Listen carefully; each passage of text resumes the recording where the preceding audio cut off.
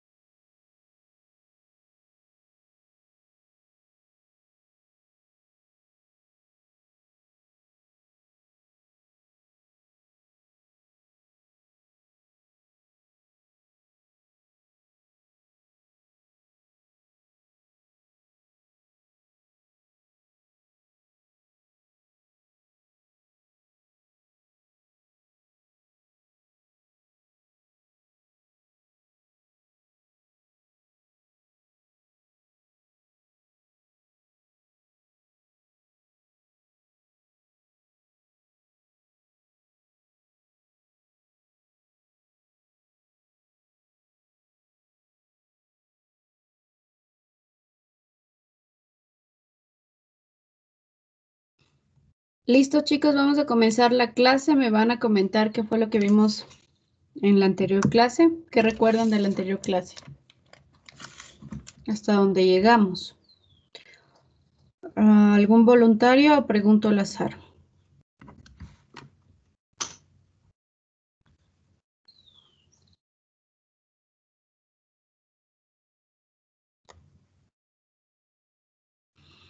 Ok, si no hay voluntarios, pregunto al azar. Ángel, Yo, profe. yo sí. Ok, cuéntame. Buenos días. En la anterior clase estábamos hablando acerca, bueno, más a profundidad de las soluciones y sobre su clasificación. La primera era según su capacidad para disolver un soluto. La segunda era el estado físico de sus fases y al final era según la fase de dispersión, según la fase dispersora. Ok, gracias, José. Vamos a ir preguntando si entendieron sobre la clase. Justo, Ángel, para que no te salves de lo que te había nombrado. Sí, Cuéntame la primera clasificación. a ¿A ver, qué corresponde? la primera clasificación era, sobre las diluidas, las concentradas y las sobresaturadas. Lo que ¿Y esa clasificación es según qué, entonces? por su capacitación de disolución en un soluto. Ok, por la capacidad de disolver un soluto. Ok. Gracias, Ángel. Vamos a ver. Camila.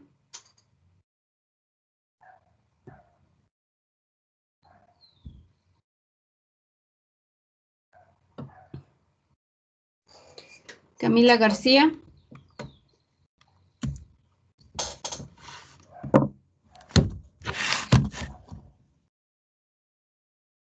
No está presente Camila. Sí, profe, buenos días, estoy presente. ¿Qué pasó, Camila? ¿Por qué te demoraste? Es que no valía encender el micrófono. Ujú. Entonces, ¿me vas a ayudar, Camila, diciéndome los conceptos, cada uno de los conceptos de la clasificación que ya nombró tu compañero? Ya, profe. A ver, la capacidad para disolver un soluto es diluida, menor cantidad. Las concentradas era la máxima cantidad de soluto, las sobresaturadas mayor soluto. Esta puede ser disuelta por un solvente. ¿Te parece que ese es el concepto de cada uno de esa clasificación? Eso es lo que yo puse en las diapositivas, pero eso no quiere decir que ese sea el concepto. Es un resumen.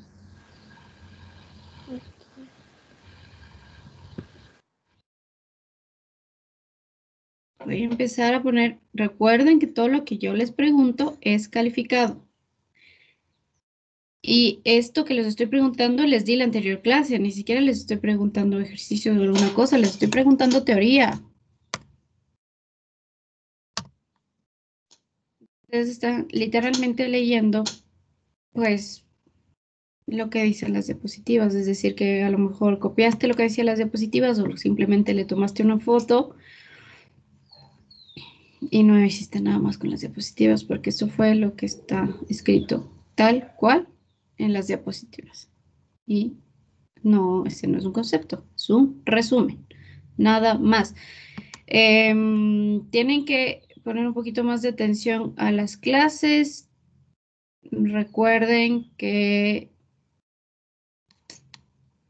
lo que yo les doy es simplemente un resumen. Si ustedes van a estudiar para el examen simplemente de las diapositivas, están estudiando el 10% al 15% a lo mejor de los temas, porque solo van a saber los temas, o sea, el nombre de los temas que estamos revisando, pero no van a saber el contenido de cada uno, porque usualmente yo pongo cosas muy resumidas o imágenes en las diapositivas, pero de ahí yo verbalmente y con participación de ustedes durante la clase, pues rellenamos también los conceptos o si no, pues yo les voy dictando o voy hablando conforme avanza la clase. A ver, le voy a preguntar. Ángelo Encalada.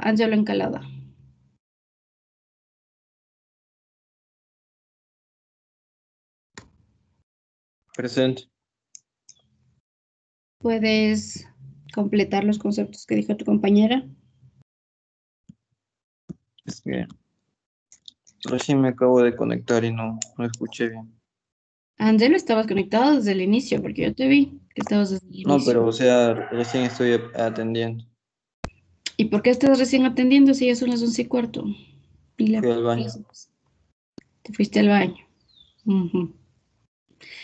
Se fueron al baño, se fueron a tomar agua. Tienen que poner atención a lo que estamos diciendo.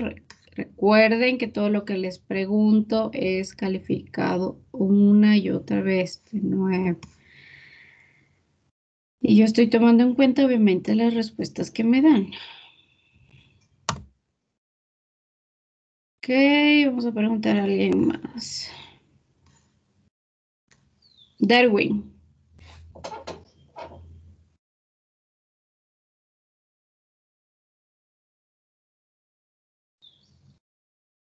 Sí, dije presente, buenos días. Buenos días, cuénteme. Sobre lo mismo que estaba diciendo la compañera, Sí, lo mismo que no pudieron responder sus compañeros. que, que hay diversos tipos de disoluciones, que las diluidas, concentradas, saturadas y sobresaturadas. Las diluidas se puede decir que son, tienen un bajo porcentaje de soluto en la relación al solvente. Las concentradas, por el contrario, tienen un gran porcentaje de soluto en el solvente, y las saturadas son aquellas que no emiten más de soluto en el disolvente. Y también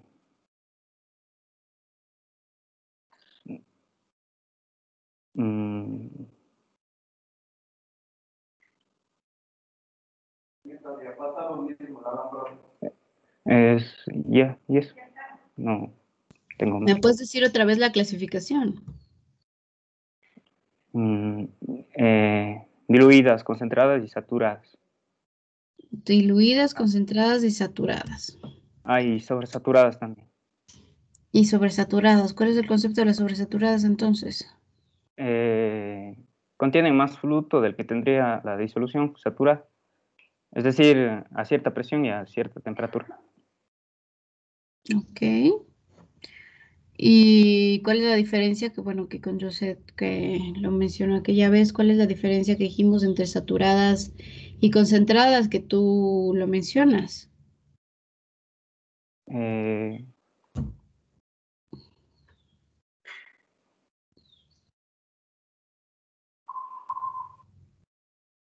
Que las concentradas tienen un abundante soluto en la misma cantidad de disolvente, y las saturadas sería que se puede añadir más soluto. A ver, estás confundido en los conceptos. El de sobresaturado, pues y diluido ni tan mal, pero no son conceptos como muy amplios, por decirlo así. Diluidos y sobresaturados, pues no te equivocaste tanto, pero concentrados y saturadas sí tienes una confusión ahí, Darwin. Así que, bueno, no te voy a poner ni mala nota ni buena nota, no te pongo nada. Así que voy a preguntar a la gente que está levantando la mano para que les dé ayuda, porque ya veo que no tienen claros los conceptos. Y tampoco han estudiado. Les recuerdo que cuando termine esta clase, que la voy a terminar el día de hoy, después de esto hay prueba. No el día de hoy, pero sí el día de mañana. Terminamos todos los temas con la parte que revise el día de hoy, con la última parte, y el día de mañana hay prueba acumulada de todos los temas para que empiecen a estudiar, pues si no lo han hecho el fin de semana. Vamos a ver, Vicky, cuéntame. Ya, profe, la diferencia entre las saturadas y las concentradas era que las concentradas en sí aún no llegaban al límite, al punto límite que puede soportar el disolvente de la cantidad de soluto. Y las saturadas era que ya llegaron a ese punto límite. Exactamente, pero ¿cuál es la semejanza de las dos? Que el soluto se encuentre en concentraciones apreciables. Sí, gracias. No sé quién habló, pero bueno, le estaba preguntando a Vicky. Sí, gracias. No sé quién lo mencionó, pero sí. Gracias, Vicky. Exactamente. Los conceptos de la semejanza es que ambos tienen una cantidad bastante grande en comparación con el disolvente. Ambos tienen bastante cantidad de soluto. Simplemente, pues la diferencia que tú aclaraste entre saturadas y concentradas era la correcta. Le voy a pedir a Cecia a ver si quieres complementar algo sobre las soluciones diluidas y saturadas, complementar algo a lo que dijo tu compañero. Bueno, ya dijeron bastante todos los conceptos, pero también nos dio acerca del otro criterio de la clasificación, que eran los estados de agregación. Ajá. Bueno, ¿le puedo hablar sobre eso si desea? Sí, cuéntame. Bueno, teníamos la disolución gaseosa en la cual el disolvente era un gas. Y si tenemos como soluto un gas, tendríamos, por ejemplo, el aire seco. Si nuestro soluto en este caso sería un líquido, tendríamos como un ejemplo el aire húmedo. Y si nuestro soluto sería, por ejemplo, un sólido, tendríamos como ejemplo el polvo en el aire. También tenemos las disoluciones que son líquido-líquido, es decir, que el solvente es un líquido. Entonces, como por ejemplo, si el soluto es un gas, tendríamos una gaseosa. Si nuestro soluto sería un líquido, por ejemplo, el alcohol en agua, y si nuestro soluto sería un sólido, por ejemplo, la sal en agua, que es el más simple ejemplo. Luego tenemos lo que son las disoluciones sólidas. En este caso, el solvente es un sólido. Si tenemos como soluto un gas, podríamos citar como ejemplo el hidrógeno en paladio. Si tenemos como soluto un líquido, las amalgamas, y como si tenemos de soluto un sólido, serían un buen ejemplo las aleaciones, como por ejemplo el bronce. Gracias, Cecia, exactamente, sí. ¿Alguien me puede recordar les mandé a investigar algo. ¿Me pueden recordar qué fue? Sobre la hidratación Solvatación e y hidratación. Hidratación y solvatación. Gracias, Luis. ¿Puedes contarme tú algo sobre la hidratación? Y luego le pregunto a alguien sobre la solvatación. Si es que quiere ser voluntario, claro, y si no, pues pregunto a alguien más. sí, que yo consulté en sí que la hidratación es una reacción química donde nosotros incorporamos agua en un compuesto o en un soluto. Lo que nos dice que las moléculas del agua se van a unir con los iones que estaban compuestos del soluto o el compuesto y esto causaría que los enlaces que mantenían unidos al soluto se rompan y se unan con las moléculas de agua. A ver, déjame ver. Sí, eso era. En sí, eso es la hidratación. Gracias. Luis, ¿alguien quiere aportar algo más al respecto? Yo, profe. Ok, sí. Adelante.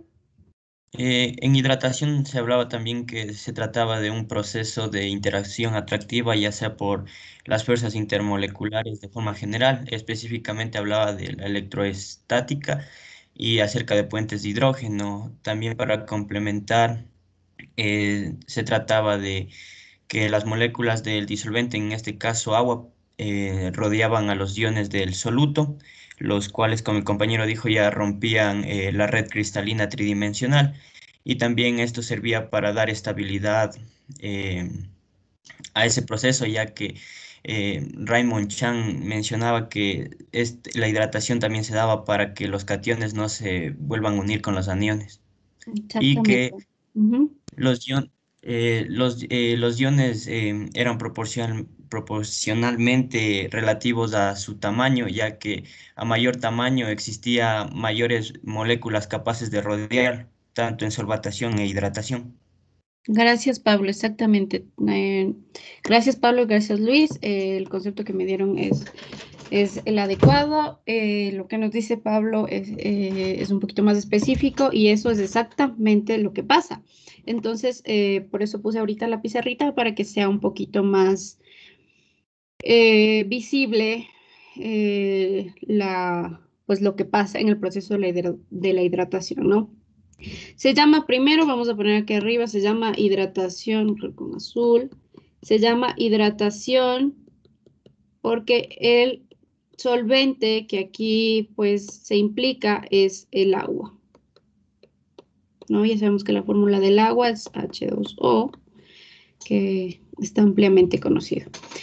Luego vemos la solvatación, que es un proceso muy parecido, con pocas diferencias. Entonces, lo que pasa aquí es que cuando diluimos, y más bien no añadimos agua a un soluto, sino se hace lo contrario, no el soluto, porque es el que está en menor cantidad, se añade en agua. Como dijo su compañera, el ejemplo más fácil y sencillo para mencionar esto es una sal en agua. Estamos hablando de la sal de mesa, no el cloruro de sodio, en agua. Entonces, ¿qué pasa? Pues lo que dijo su compañero, tal cual. Se separan los iones, porque en este caso estamos hablando de una sal que se va a disociar en sus guiones, ¿no? Ya sea catión y anión. Se van a separar y se van a quedar como iones positivos e iones negativos. Entonces, en este caso, lo que pasa es que tenemos al sodio solito, porque lo que hace el agua es que en esta disolución se disocia.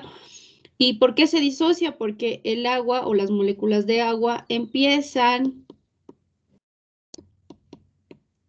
a rodear, casi digo encerrar, empiezan a rodear a el guión que está disociado, ¿no? Entonces, eso es lo que pasa básicamente. ¿Qué les había dicho yo? Que puede estar en una solución. Les había dicho que pueden estar, a ver, lo voy a escribir más acácito, en verde, aquí para que no interrumpa. En una solución podemos obtener o tener disueltos átomos, iones o moléculas. Podemos tener las tres. Ponerlo esto aparte, como un temita aparte. Entonces, en este caso vamos a tener, este es un ion, aquí tenemos un ion, que sería el ion sodio. Entonces, esto es un ion. ¿Qué sería el agua? ¿Corresponde a un átomo o a una molécula o a un ion? A una molécula. Una molécula. Exactamente, es Una una molécula. molécula. Muy bien. Es una molécula porque el agua está unida por enlaces covalentes y no por enlaces iónicos, por tanto, pues no se disocia en iones, sino pues en moléculas. Entonces vamos a tener que simplemente las moléculas de agua van a rodear a los dos iones que se han formado por la disociación. Entonces, igual tenemos aquí, pues, moléculas de agua que van a estar rodeando al cloro, igual que al sodio. Uy. Entonces, básicamente, eso es lo que pasa en la hidratación. Y ahora, ¿qué pasa en la solvatación? Vamos a preguntarle. Veamos quién no ha participado. Cindy.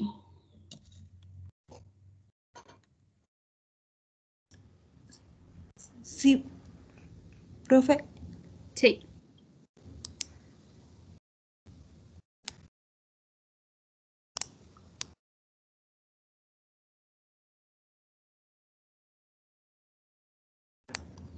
Yo consulté también, o sea, de lo que yo consulté de la solvatación, era que técnicamente es la mezcla del solvente y del soluto, o sea, era una solución, ¿no?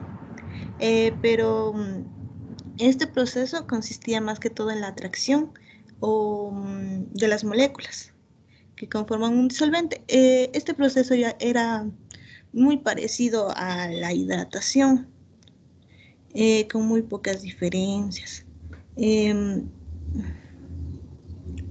Igual las moléculas que forman al disolvente lo rodeaban. Y cuanto mayor era el tamaño, cuanto mayor es el tamaño del ion, también mayor será el número de moléculas capaces de rodear a este, por lo que también se dice que el ion se encuentra mayormente solvatado.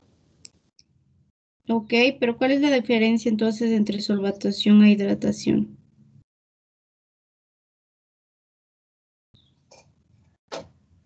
Que en la solvatación existía lo que es la agrupación y en la hidratación.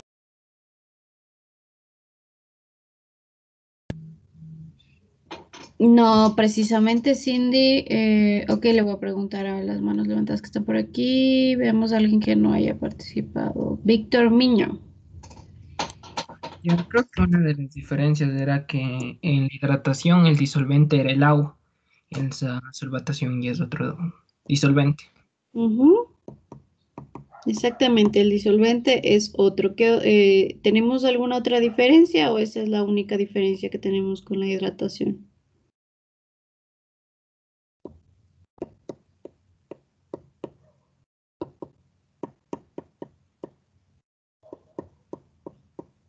¿Alguien que sepa alguna otra diferencia o esas son todas las diferencias que tenemos? Profe, también hablaba algo sobre que en la solvatación no existía un equilibrio termodinámico entre un sólido y las partículas disueltas. A ver, perdóname que no te entendí muy bien lo que dijiste, si puedes repetir. Que decía que en la solvatación no existe un equilibrio termodinámico y era como una de las diferencias, ya que, como dije, no existe un equilibrio termodinámico entre un sólido y las partículas disueltas. Un equilibrio termodinámico. Sigo sin entender muy bien lo que me quieres decir. ¿Alguien quiere aportar a algo que esté comentando su compañera?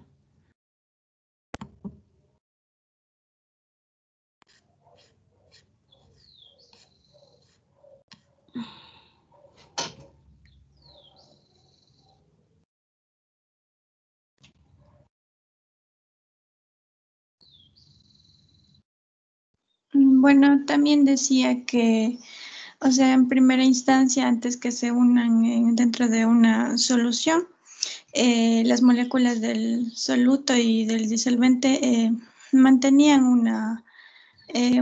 o sea, mantenían su energía y ese proceso se lo conocía como endotérmico, porque ellos no perdían energía.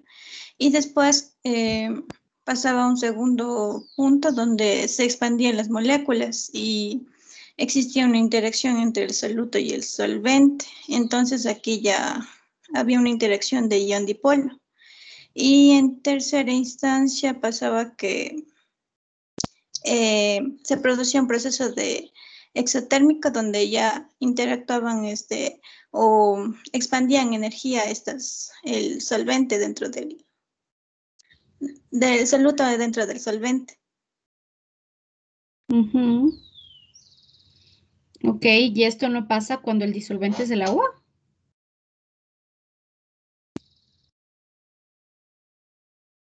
O sea, yo tengo mi ejemplo que sí había una relación con el agua. ¿Cómo hay una relación con el agua? Por ejemplo, mi ejemplo de solvatación es el cloruro de calcio más el agua y decía que sí había solvatación en este caso.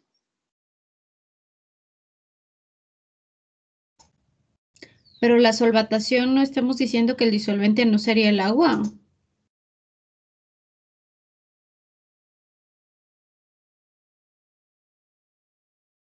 Si me estás diciendo que hay cloruro de calcio disuelto en agua, pues ahí tendríamos un caso de hidratación, no de solvatación.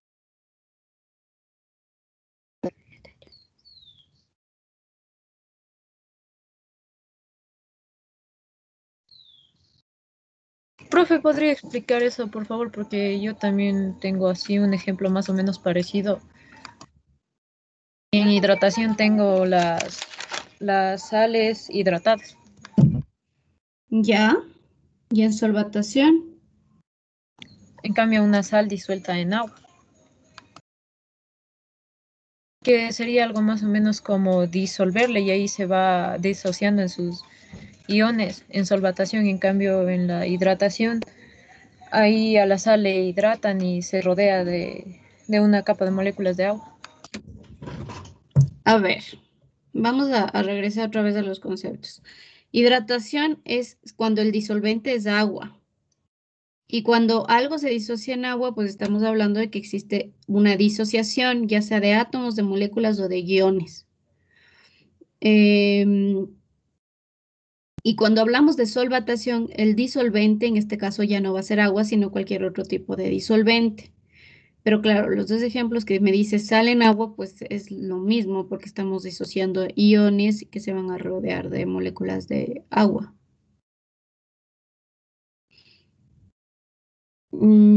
Esa sería la hidratación. No sé de dónde sacaron esos ejemplos, pero no, esto no sería. ¿Alguien me puede dar algún ejemplo de solvatación, por favor? Y así lo podemos graficar.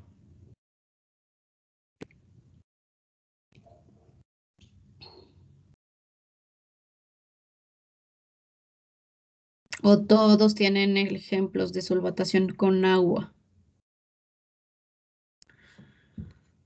Ok, si no hay Profe, yo voluntarios. hice un ejemplo, pero no sé si estará bien.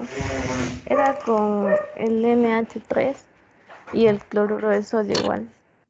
¿Qué es el NH3? El amoníaco. Ya.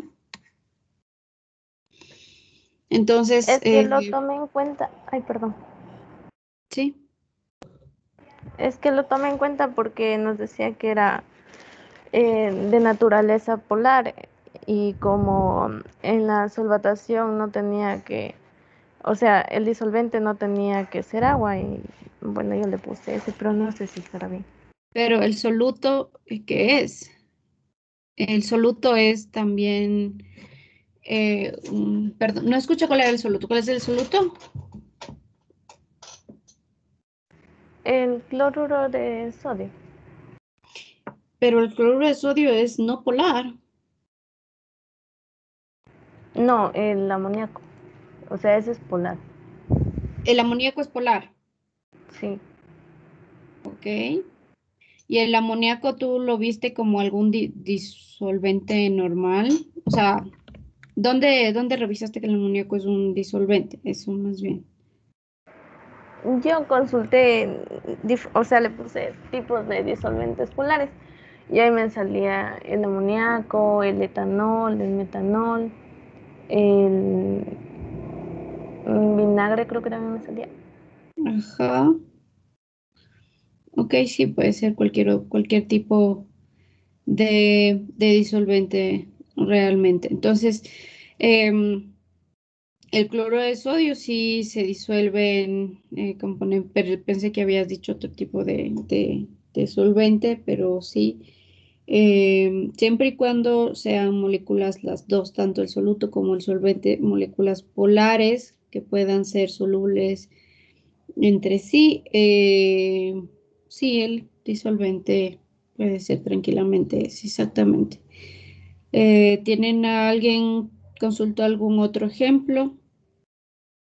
Yo tengo el ejemplo de la solvatación con compuestos orgánicos, por ejemplo, las grasas con el benceno, porque estos son apolares. Entonces, también estos cumplen la ley de lo similar disuelve lo similar, porque los dos son apolares. Entonces, y sí, como si se disuelven, podemos hacer la solvatación.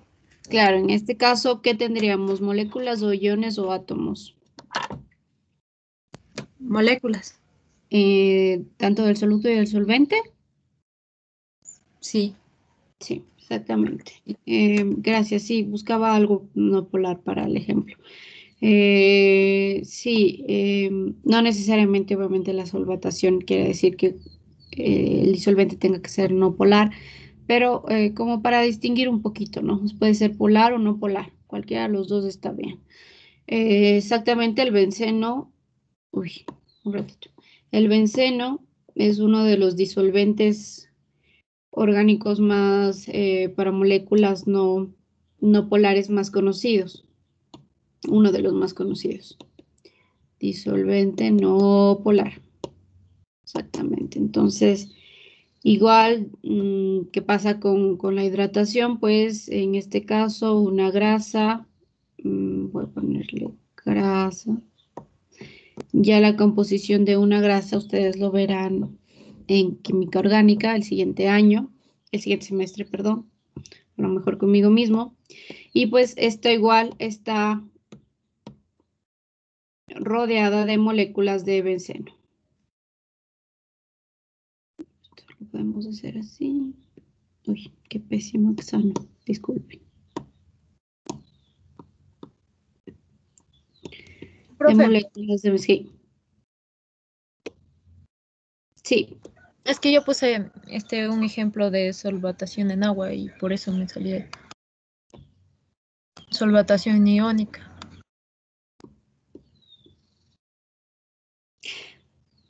Es que ya digo que cuando es en agua no se llama solvatación, se llama hidratación. Puede ser una solvatación de compuestos polares, como dijo Vicky. Oye, profe, es que en lo que investigué ahí dice ejemplos de solvatación en agua. Es que, ya digo, como son dos términos muy conocidos, muy similares, a veces se confunden, pero la solvatación es cuando el disolvente no es agua.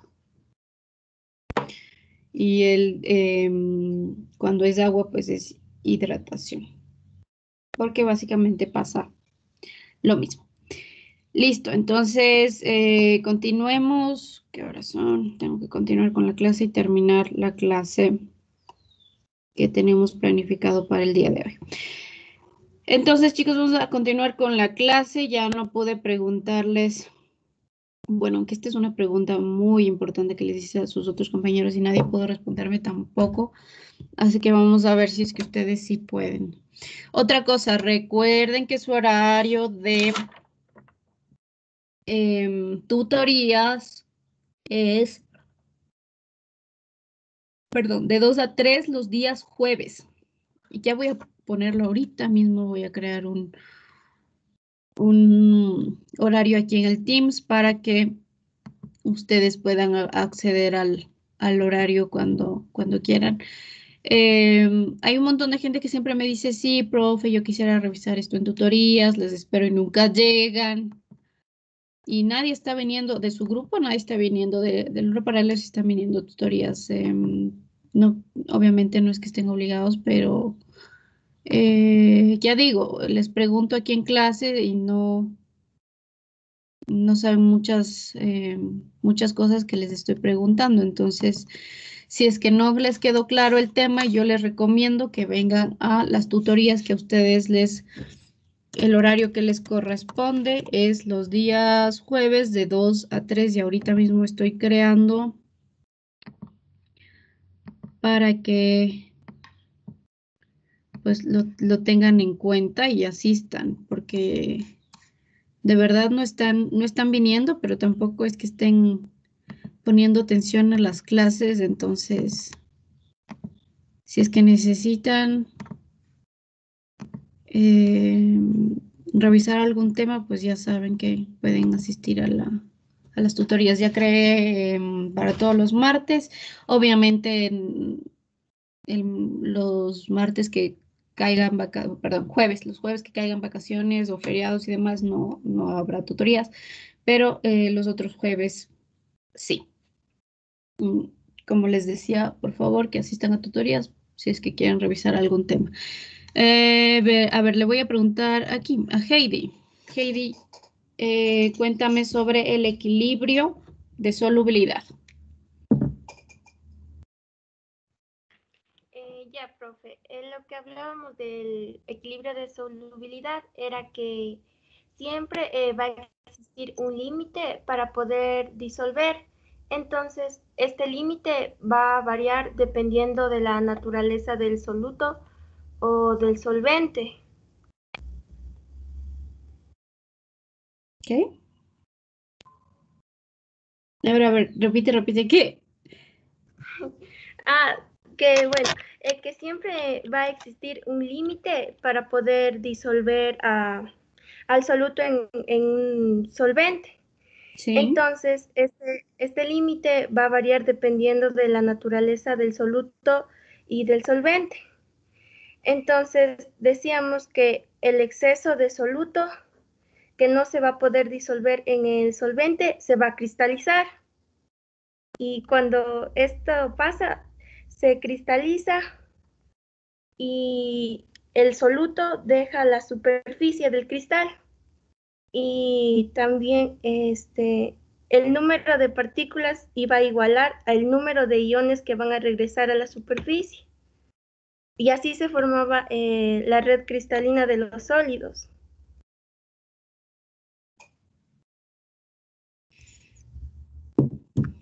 A ver, creo que está hecho un champús, una mezcla, tu concepto de equilibrio de solubilidad. En sí, ¿qué es el equilibrio de solubilidad?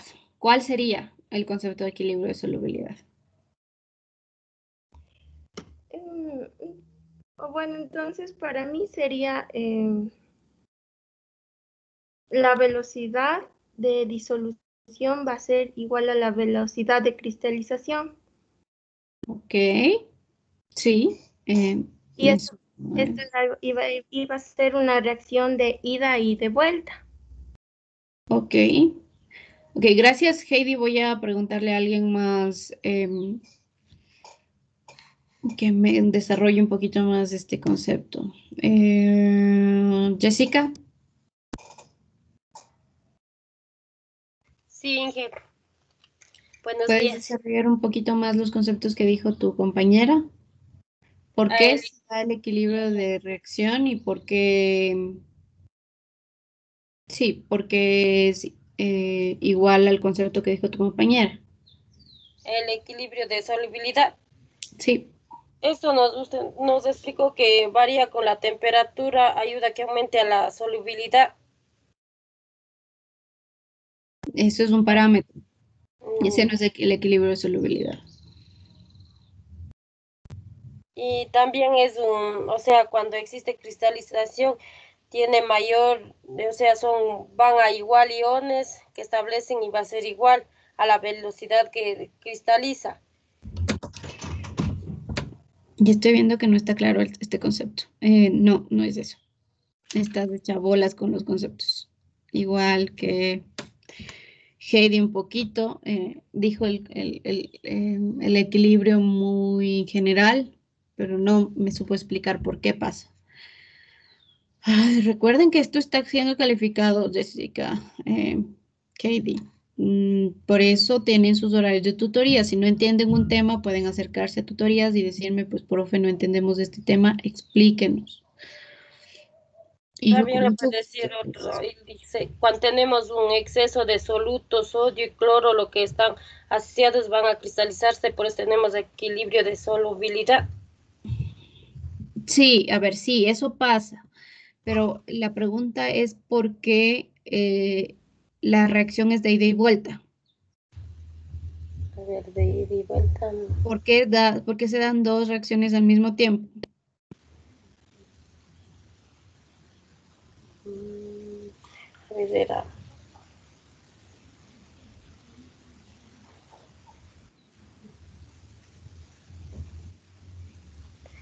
Era por el cloruro de sodio y el cloro que iban Es que ni siquiera tienen, no tienen ni idea de por qué se da el proceso. Gracias, Jessica. Laker.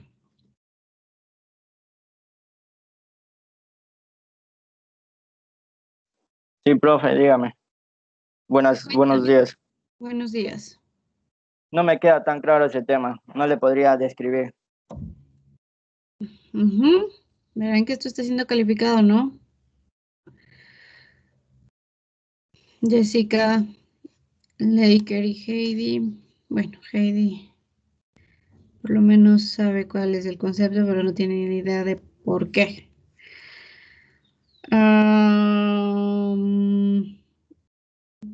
Usted nos hizo un ejemplo, profe, con, por ejemplo, disolver, como decían, cloruro de sodio en agua, y entonces ahí la Gracias, parte que ya... sí. No lo digas porque es que yo quiero saber qué comprendieron tus otros compañeros. Yo sé que muchos de ustedes sí saben y son los que siempre participan. Y otra cosa que los quiero aclarar es que recordarles también para que lo tengan muy presente que la clasificación que yo hago, la calificación que yo pongo para asistencia, para actuación en clase, más bien para que no haya problemas la próxima vez y que me pasen preguntando que por qué tienen esa nota. Cuando ustedes no contestan, pues temas en la clase que yo les pregunto directamente, pues van a tener malas notas y si siguen acumulando ceros, pues baja su actuación en clase porque siempre hay una nota general y baja. Además, dependiendo de la persona que tenga más número de actuación en clase y una actuación en clase correcta, porque no me sirve de nada que tengan actuación en clase, pero que no me respondan correctamente lo que quieren responder, simplemente que por actuar y demás. Obviamente que si por lo menos se acercan, pues ya. Entonces, dependiendo de la persona que más número de actuación en clase tenga, hago una especie de curva para poner la nota de actuación en clase, como firmas, básicamente. Y les recuerdo y también les aclaro para que no haya problemas en las notas y les digo a tiempo para que los que obviamente no tienen ninguna participación en clase puedan rectificar sus notas porque todavía tienen tiempo para antes del segundo parcial, antes de las notas del segundo parcial, pues las personas que siempre participan, que siempre son las mismas, siempre, tienen un montón de participaciones en clase y les están ganando por goleada. O sea, literalmente tienen un montón de participaciones en clase. Lo digo para que se pongan las pilas y empiecen a estudiar, porque no solo que no responden bien las preguntas, o sea, les pregunto a ustedes si responden bien, pues bien, no tienen mala nota, pero si no responden bien, pues sí, tienen un 0. Y si, bueno, no responden ni bien ni mal, pues no les pongo nada para que ni se perjudiquen y obviamente no les puedo poner una nota tampoco. Entonces eso les recuerdo y por eso le decía a Cecia que no responda, porque yo sé que hay gente que sí sabe y que se ha puesto atención a clases, porque incluso les dibujé el proceso, entonces me dijeron que sí entendieron, entonces por eso les hago este recordatorio. Y en este momento solo denme un segundo que igual tengo que anotar las participaciones.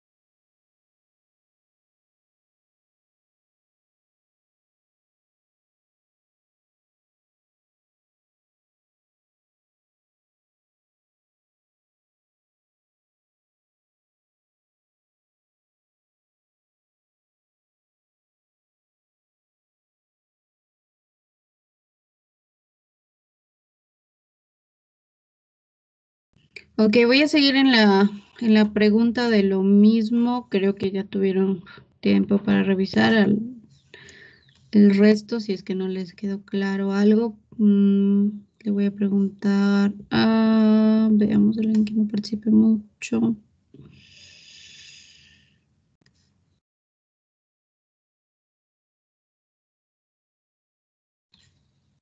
María Sol.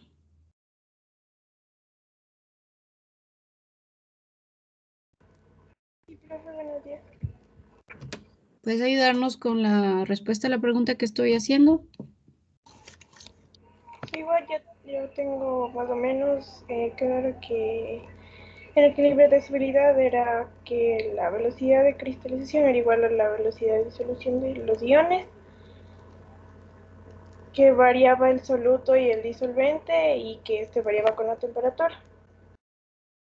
La pregunta es, ¿por qué suceden estas dos reacciones al mismo tiempo?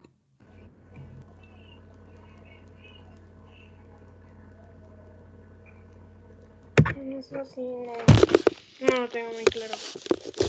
Porque lo otro ya dijo tu compañera, ya les dije que sí, ese es el concepto de velocidad de equilibrio de solubilidad, pero la pregunta es ¿por qué? No me sirve de nada que me digan qué es eso si no saben por qué, es que si no entienden el sistema de por qué se da.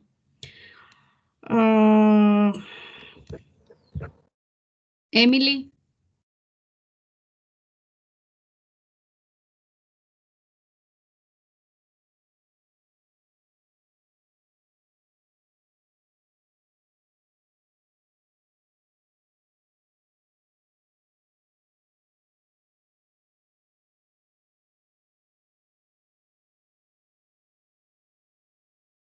Emily.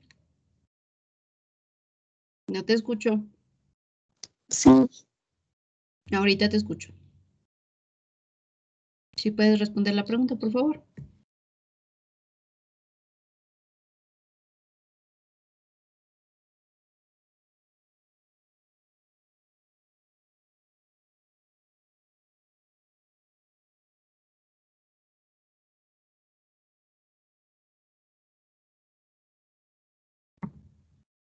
Emily, estoy esperando. Si no pasa otra persona.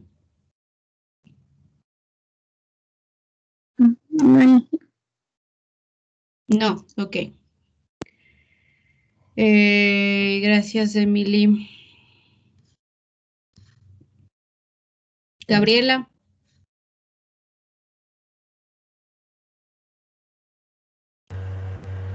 Sí.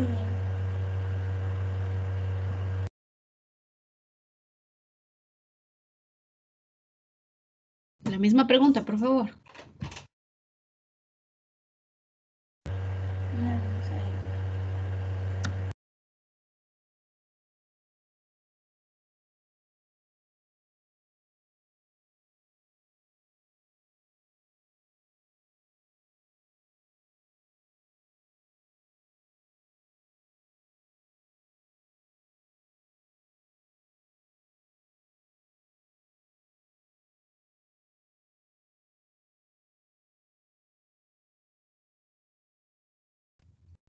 Estoy esperando. No sé. Pero díganme por qué no puedo estar aquí esperando 1000 años hasta que ustedes se demoren para decirme que no saben. Ay. Ok, voy a seguir preguntando. Bueno, no, ya no voy a seguir preguntando, ya me cansé de preguntar. Ahora sí, voluntarios. ¿Puedo responder? Sí, a ver, esperen. Tenía dos. Lisette. Sí, yo les. Ya, ok, adelante. Se da esto cuando hay un exceso de soluto, cuando hay una solución sobresaturada.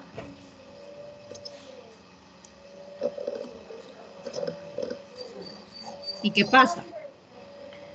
Ahí se da el equilibrio de solubilidad, como el ejemplo que nos puso del agua con el cloruro de sodio. Eso es todo. Estás diciendo básicamente lo que nos dijeron tus compañeros, reuniendo todo lo que nos dijo uno, pero no, eso no me aclara. Vanessa. Ya dije. Bueno, yo comprendo que ocurriese en la velocidad de cristalización con la velocidad de disociación de los iones, porque, bueno, citando el ejemplo del cloruro de sodio en el agua, se decía que la sal estaba en exceso. Entonces, cuando los iones del cloruro de sodio se disociaban, como estaban en exceso, unos empezaban a vagar y los que no se disociaban quedaban en el fondo del recipiente, entonces esos formaban una red cristalina. Y eso nos daba que el número de iones que se separaba, que se disolvían, era igual al número de iones que se volvían a recristalizar. Eso es lo que comprendo. Sí, tienes el 70% de la respuesta. Falta un 30% ahí, que es lo que me falta, pero sí, la mayor parte, sí, o la mitad por lo menos está correcto. Sí, te falta solamente la parte final. Ok, Milton.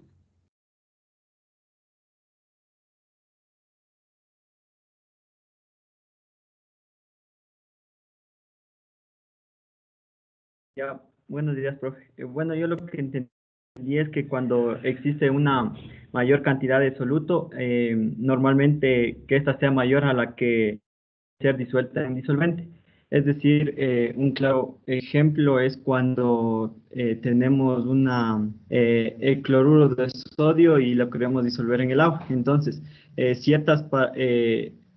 disolvente va a disolver a cierto soluto y el exceso que queda del soluto va a empezar a cristalizarse. La cristalización va a ocurrir porque el disolvente ya no puede disolver más al exceso de soluto. Y entonces aquí va a existir el equilibrio de solubilidad.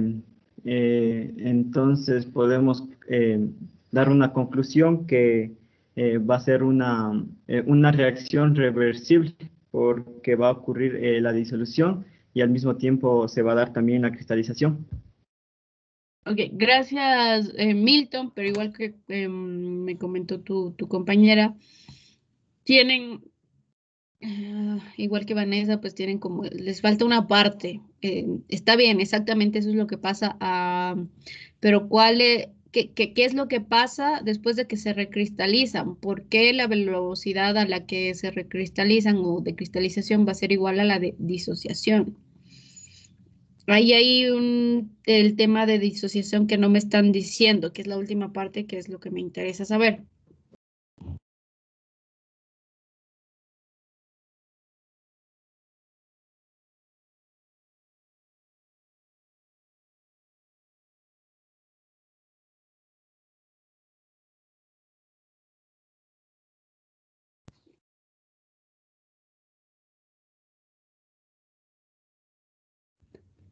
¿Nadie se acuerda de esa parte? Quizá hace referencia a la formación de los cristales. ¿Por qué tenemos cristales? No, esa era la de la recristalización. Lo que están diciendo sus compañeros. A ver, yo les mencionaba que cuando existe un exceso de soluto en un disolvente, pues el soluto que no puede ser disuelto por el disolvente se va a recristalizar, porque ya no hay más solvente que pueda disolver al soluto. Entonces, ¿qué pasa? Se vuelve a cristalizar. Ahora, este soluto que está cristalizado ya en el fondo del recipiente, este soluto, como está dentro de una solución que puede disolver, o sea, se puede disolver al soluto, tiende a volver a disociarse. Y ya sean moléculas o iones o átomos de la parte externa de la red cristalina que se forma, escapa para volver a disociarse. Pero como empiezan a escaparse ciertos átomos o ciertos iones de la red cristalina para volver a disociarse, porque estamos dentro de una solución, entonces se puede disociar. pero como empiezan otra vez a disociarse, pues otra vez hay un exceso de soluto y otra vez los iones que ya estaban disociados en solución se empiezan a unir otra vez y empiezan a cristalizarse de nuevo. Entonces, por eso es que les decía que se dan estas dos reacciones a la vez y tienen que ver mucho con las partículas que se desprenden de la red cristalina, porque si bien como hay exceso de soluto se recristaliza el soluto, van a haber partículas que se escapen de justamente las partículas que están en la parte más externa de la red cristalina, pues estas se escapan a la solución y se disocian. Pero como estas se escapan y se disocian, provocan un exceso que hace que las que ya estaban disociadas se recristalicen porque están causando un exceso de nuevo en la disolución. Y por eso es que se da este equilibrio de estas dos reacciones que pasan al mismo tiempo, que son la disolución y la cristalización. Por ende, lo que está ahí en la primera frasecita, después de equilibrio de solubilidad, es el concepto de solubilidad también, que es que la velocidad de cristalización o la velocidad de reacción de cristalización va a ser igual a la velocidad de disolución de los iones. Espero que eso haya quedado un poquito más claro. Estamos un poquito tarde, nos hemos demorado un poquito en esta parte de corroboración de conocimientos. Entonces vamos a seguir con los temas que nos quedaron pendientes. Van a confirmarme que solo llegamos hasta esto y que nos falta revisar los efectos de la temperatura y la presión sobre la solubilidad. Confírmeme, por favor, que nos falta. Sí, ok, gracias. Chévere, entonces vamos a continuar con esta parte de la clase. Hoy no haremos pausa porque ya nos hemos comido mucho tiempo y tengo que terminar esto porque mañana haremos solo ejercicios de esta parte que vamos a revisar y en la segunda hora tendrán prueba. Entonces, vamos a empezar con la solubilidad de los sólidos en los líquidos. Lo que ustedes tienen que tener claro es que dependiendo de la fase en la que se encuentre el disolvente y el soluto, pues la temperatura y la presión van a afectar de una u otra forma, porque no va a ser lo mismo en compuestos gaseosos o en compuestos sólidos y en compuestos líquidos. Entonces, dependiendo del estado de las fases en solución, va también a depender la afectación que tengan sobre ellos la presión y la temperatura. Entonces, en el caso de sólidos disueltos en líquidos, pues tenemos que saber que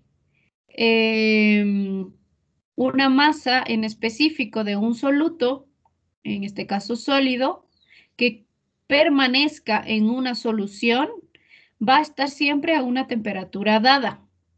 Es decir, se va a establecer un equilibrio de solubilidad a esta temperatura en la que esté la solución, en la que esté disuelto el soluto sólido en un disolvente líquido.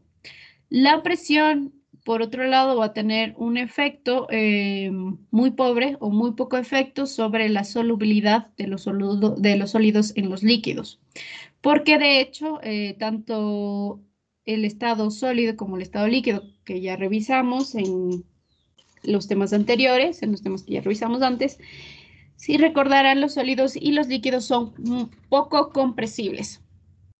Entonces, por ende, la presión en este caso no va a tener mayor efecto.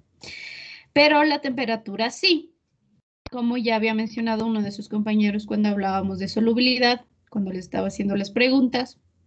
Efectivamente, la temperatura cuando cambia va a hacer que el soluto o se disocie o precipite hasta que se restablezca un nuevo equilibrio de temperatura. Puede ocasionar cualquiera de estos dos cambios, dependiendo obviamente del soluto que sea, del sólido que sea, pues se va a disolver o va a precipitar el soluto. La mayor parte de los compuestos sólidos van a ser más solubles cuando la temperatura se eleva. Es decir, la solubilidad va a ser directamente proporcional a la temperatura, porque a mayor temperatura, la mayor parte de los sólidos van a ser más solubles cuando aumente esta temperatura, ¿no?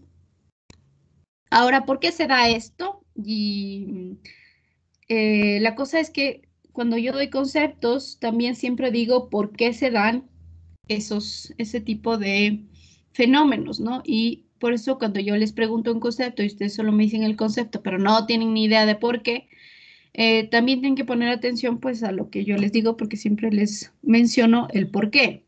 Y en este caso, los compuestos sólidos van a ser más solubles cuando la temperatura sube porque cuando subimos la temperatura, el movimiento de las partículas va a ser mayor. Por lo que, como aumenta el movimiento de las partículas, se van a arrancar o van a escaparse, por decirlo así, más partículas de la red cristalina de los solutos y más partículas van a quedar libres en solución para poder entrar en solución, porque están escapando de la red cristalina. Entonces, por eso es que va a aumentar la solubilidad. El cristal, de hecho, también se vuelve más difícil de capturar o recapturar. O sea, se vuelve para el cristal más difícil recapturar los iones que han escapado o que han vuelto a la superficie. Porque como estamos diciendo que las partículas van a tener un mayor movimiento, entonces se están moviendo muy, muy rápido. Entonces, para la red cristalina va a ser mucho más difícil recapturar a estas partículas que han escapado de la red cristalina y es por eso que tenemos mayor solubilidad. A ver si entendieron este concepto. Daniela. Sí. ¿Por qué a mayor temperatura hay más solubilidad? Bueno, nos dijo que a mayor temperatura se mueven más las partículas. Es por eso que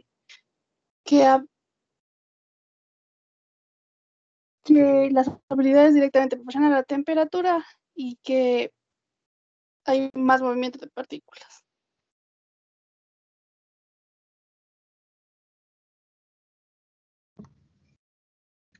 Sí, es porque las partículas aumentan su movimiento, pero ¿qué pasa con la red cristalina? Esa parte no la entendí. ¿Ven? Cuando no entiendan, digan, profe, disculpe, no le entendí. ¿Puede volver a repetir? Y yo con mucho gusto voy a volver a repetir esa parte.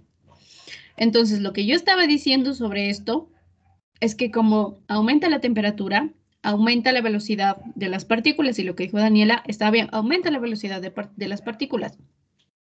Entonces, hablemos de una solución sobresaturada cuando existe un exceso de soluto en la solución, que es lo que pasa en el equilibrio de solubilidad. Sí, recuerden que les acabé de decir. Entonces, cuando existe un exceso de soluto, este exceso de soluto se va a recristalizar, es decir, vamos a tener una formación de la red cristalina en el fondo del envase, ¿no? O sea, una formación del sólido de nuevo. Ahora, ¿qué pasa si esta solución sobresaturada se la somete al calor? Lo que va a pasar es que a medida que aumente la temperatura, también va a aumentar la velocidad de las partículas del soluto. También del disolvente, obviamente.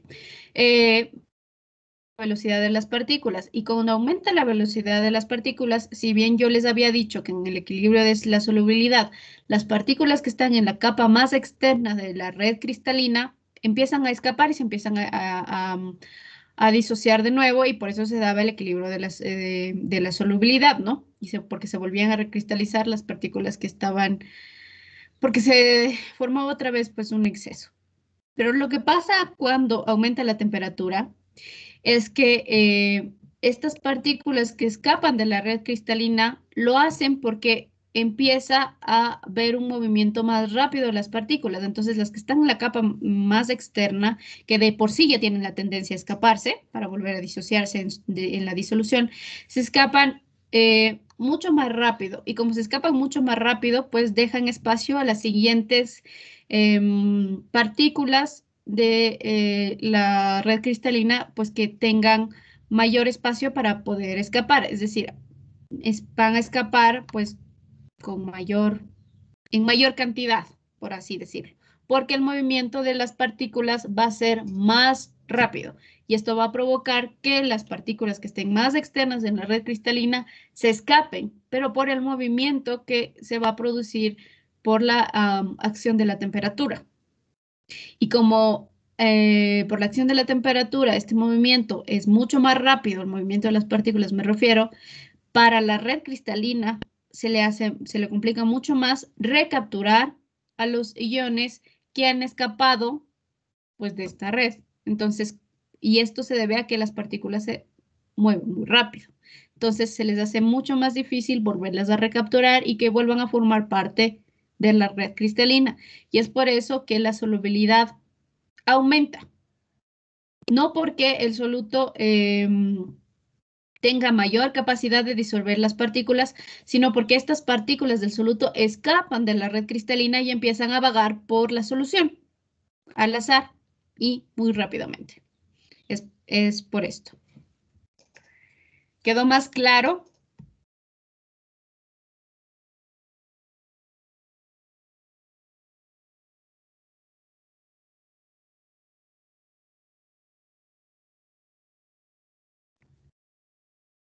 ¿Alguien que me diga sí o no para poder continuar?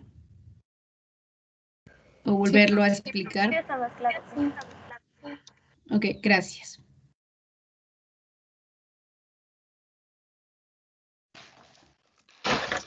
Ok, esto es una revisión de lo que igual le estamos revisando. Voy a cerrar el micrófono a alguien que se le prendió. Dame un segundito. Ok, ya se mutió sola. Como les digo, esto es una continuación de lo que ya estamos diciendo. Si ponemos como ejemplo una taza de chocolate caliente o cualquier bebida caliente en la que disolvamos azúcar, por ejemplo, cuando está caliente, vemos que la solución es homogénea y no vemos ninguna recristalización en el fondo de la taza. Pero a medida que pasa el tiempo y la temperatura va bajando porque el calor escapa,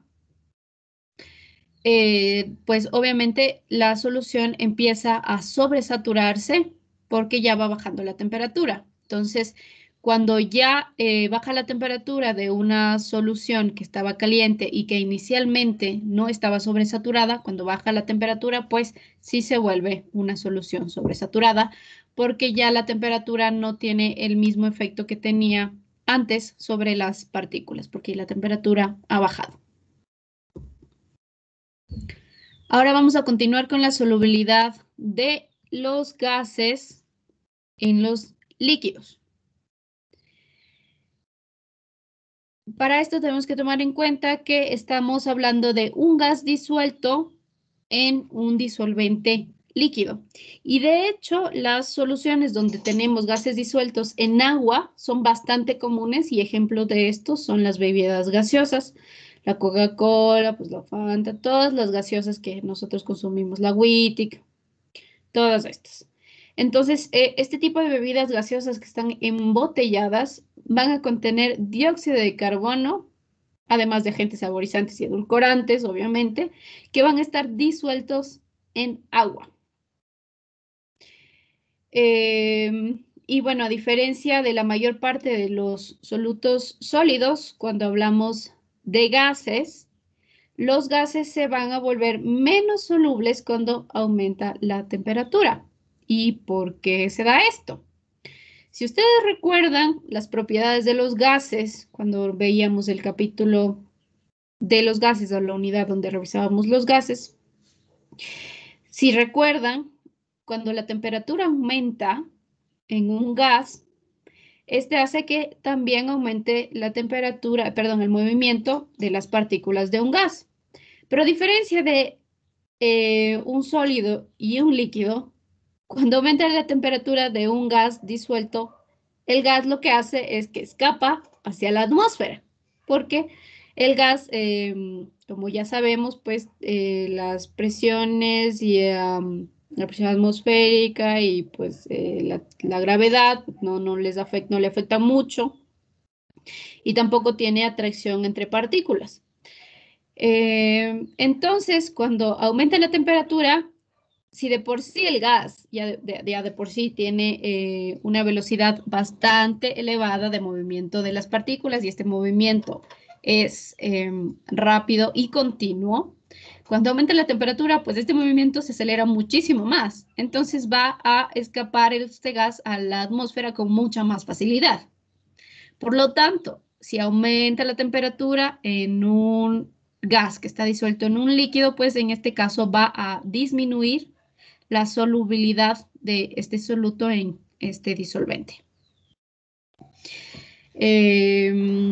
¿Está clara esta parte?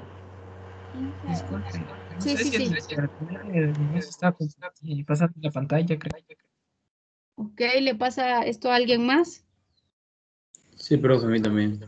A mí también, profe. Ok, voy a dejar de presentar y voy a volver a presentar.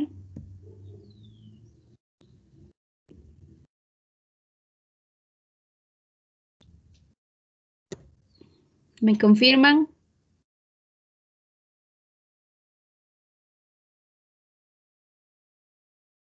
Estamos viendo la diapositiva de la solubilidad de los gases de los líquidos. ¿La están viendo? Sí. Sí. ¿Sí? ¿Víctor? Sí. Sí, profe.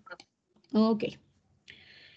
Entonces, justo les estaba preguntando si entendieron esta parte, que la temperatura, a diferencia de los sólidos disueltos en los líquidos, no va a hacer que aumente la solubilidad, sino al contrario. Si aumenta la temperatura, va a disminuir la solubilidad de los gases en los líquidos, puesto que los gases, las moléculas gaseosas, tienden a escapar de la solución cuando alcanzan la superficie del líquido en un recipiente abierto. ¿Esto está comprendido?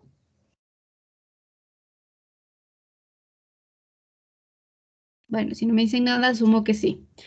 En cuanto a la presión, este es otro tema y la presión sí va a afectar en este caso porque, como sabemos, los gases son compresibles. Sí son compresibles, entonces la presión sí va a aumentar, a afectar pues este tipo de disolución. A presiones más altas se va a disolver mucho más un gas en cierta cantidad de disolvente. Entonces, cuando la presión sube, y a diferencia de la solución de sólidos en líquidos, cuando tenemos gases disueltos en líquidos, cuando tenemos presiones altas o más altas, se va a disolver mucho mejor un gas. ¿Está comprendida esta parte? Lo voy a preguntar, a ver. Porque es que si no hago control de calidad, chicos, Darwin.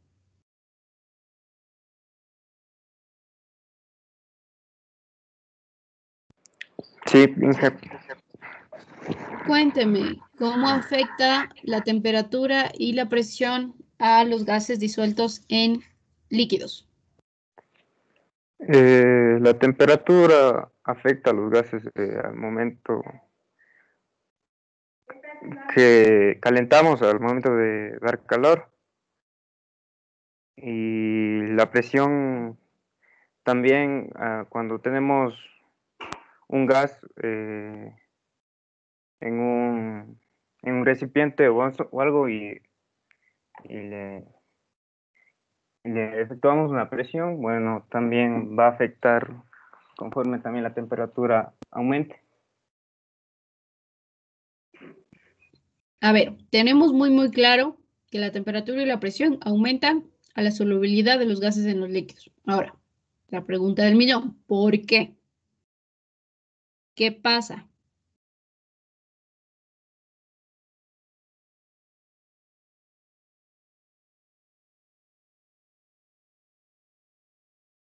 Darwin.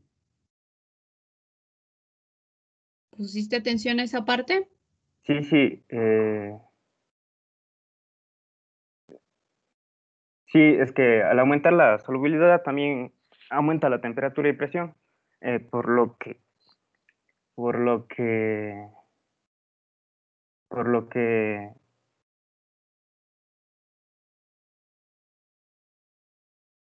por lo que por lo que una sustancia cuando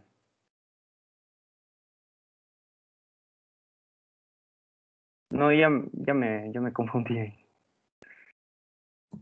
Sí, así estoy viendo, Darwin. Trata de poner más atención y si te confundes y no entiendes un tema, por eso le estoy preguntando si entendieron.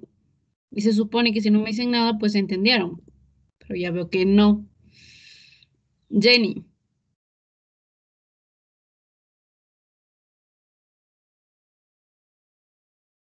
Sí, profe.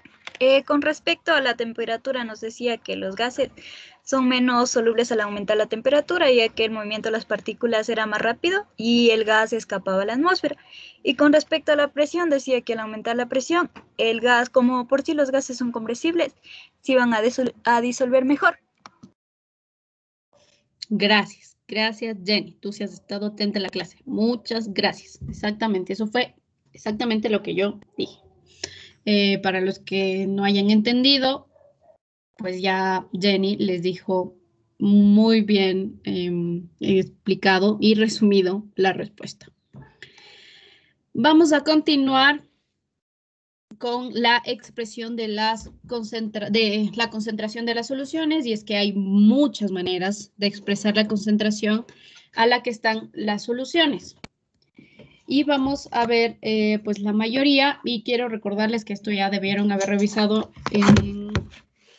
Lo siento, estoy moviendo cosas. En estequiometría, en química 1, y si, bueno, no lo revisaron, igual me lo cuentan. De todas maneras, lo vamos a revisar también en esta parte porque hablamos de la expresión de las concentraciones en las soluciones. Pero por lo menos asumo que ustedes ya tienen una base y bases para poder hacer los ejercicios, que es lo que vamos a hacer el día de mañana. Entonces, la solubilidad, que es lo que hemos estado revisando, que es el tema que estamos viendo ahora, pues soluciones. La solubilidad se va a expresar en términos de gramos de soluto por 100 gramos de disolvente, que es lo que ya habíamos revisado en las primeras diapositivas y en las primeras clases de este tema. Entonces, voy a repetir, esto es muy importante para los que no hayan copiado antes. La solubilidad se va a expresar en términos de gramos de soluto por 100 gramos de disolvente a cierta temperatura. Y la concentración de una solución es una medida de la cantidad de soluto que tenemos disuelto en una cantidad específica de disolvente. Por eso les digo que tenemos varios tipos de... ¿Sí? Disculpe, ¿en qué diapositiva está? En la de expresión de las concentraciones de las soluciones. Ya, profe. Sí, luego tengo molaridad. Lo que estoy diciendo lo tienen que copiar, no está en la diapo. Por eso les digo que yo solo tengo resúmenes en las diapositivas. Con mucho gusto, si quieren, les puedo pasar, pero es que no está todo. Y en realidad no les estoy pasando el otro paralelo, así que luego si les paso no, pues ya lo pensaré. Ok, a lo que vamos. Entonces, lo que les había dicho es que la concentración de una solución va a ser una medida cuantificable de la cantidad de soluto que tengamos en una cantidad específica de disolvente. Eso es lo que les había dicho sobre las expresiones de las concentraciones de las soluciones, y que existen varias formas para expresar la cantidad de soluto que está disuelto en una cantidad de disolvente, porque como les digo, la concentración de solución es simplemente de la cantidad de soluto disuelta en una cantidad específica de disolvente. Eso es todo. Y hay varias formas de expresar esta concentración. La primera y uno de los métodos más comunes es la molaridad. Entonces, como les digo, es el método más común que se va a emplear para expresar la concentración de una solución sobre la solubilidad del soluto, ¿no? O el soluto disuelto en una solución. Se va a abreviar con M. Y aquí vamos a definir el número de moles de soluto que tengamos por litro de solución. Y ojo que estoy diciendo litro de solución total. No estoy diciendo litro de disolvente, sino litro de solución. Entonces, para que eso lo recuerden, si es que no se acordaban mucho de estequiometría, pues para que lo recuerden. Entonces, la molaridad se va a definir como el número de moles de soluto por litro de solución. O sea, ¿cuántas moles de soluto tenemos en un litro de solución? Básicamente es eso. También hay que recordar que la molaridad es la concentración de una solución que está medida en moles por litro de solución. Otra vez, no por litro de disolvente, ¿no? Entonces, por ende, las unidades, ¿qué unidades tendríamos aquí? Moles por litro. Moles sobre litro. Moles por litro. Exactamente, moles por litro o moles sobre litro. Exactamente. El siguiente método para expresar la concentración de soluto en solución, en la solución, va a ser el porcentaje en volumen, o también conocido como porcentaje volumen-volumen. Volumen/volumen, también se lo conoce así. Entonces, este es otro método que también es súper común y este se usa principalmente cuando el soluto es líquido y el disolvente también es líquido, cuando ambos son líquidos. Ahora, en este caso no es necesario conocer el número de moles de soluto, sino simplemente las cantidades relativas de soluto y disolvente. Entonces, de nuevo, si tanto el soluto como el disolvente son líquidos, pues en este caso el método ideal para expresar la concentración de soluto va a ser este, que es el porcentaje en volumen, porque ambos son líquidos y por eso se llama porcentaje volumen-volumen, porque ambos están medidos en, se puede medir su volumen. Ahora, en este caso, los volúmenes, y recuerden esto, solo en este caso, los volúmenes pueden expresarse ya sea en litros, onzas o cualquier otra medida de volumen, siempre y cuando todos los volúmenes, y repito esto, todos los volúmenes se midan en la misma forma que todas las, ahí se me va la palabra. En todas las unidades que están medidas, pues todos los parámetros que estamos midiendo, que todo sea en la misma medida, porque las unidades se van a cancelar. Y por eso digo solo en este caso, solo en este caso. Y repito, se puede usar cualquier unidad de volumen siempre y cuando todos los volúmenes se midan de la misma forma. Ahora, aquí tenemos la fórmula y la fórmula no es esa. Les voy a escribir en la pizarrita, denme un segundo. Esa es la fórmula de la molaridad. Lo único que está ahí bien aquí es el porcentaje, que es por 100, pero esa no es, así que no copien. Ya les voy a poner en la pizarrita.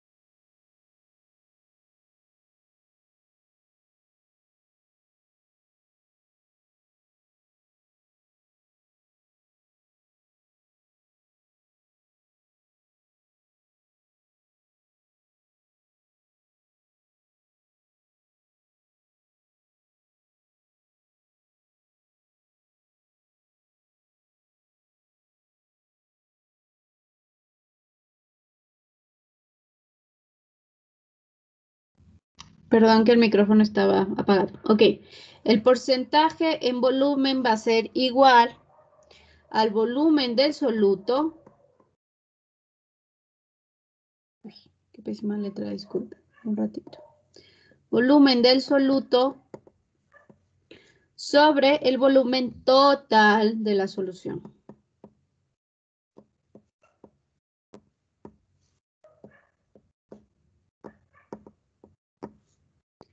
Y voy a recalcar esto de solución, no disolvente. Volumen total de solución. Y esto sí, por 100, que es lo único que estaba viendo en las diapositivas. Entonces, el porcentaje en volumen va a ser igual al volumen de soluto por volumen total de la solución por el 100%, porque estamos hablando de un porcentaje, por ende se tiene que representar en porcentaje. Espero que esto esté claro. Les doy un par de minutos para que copien.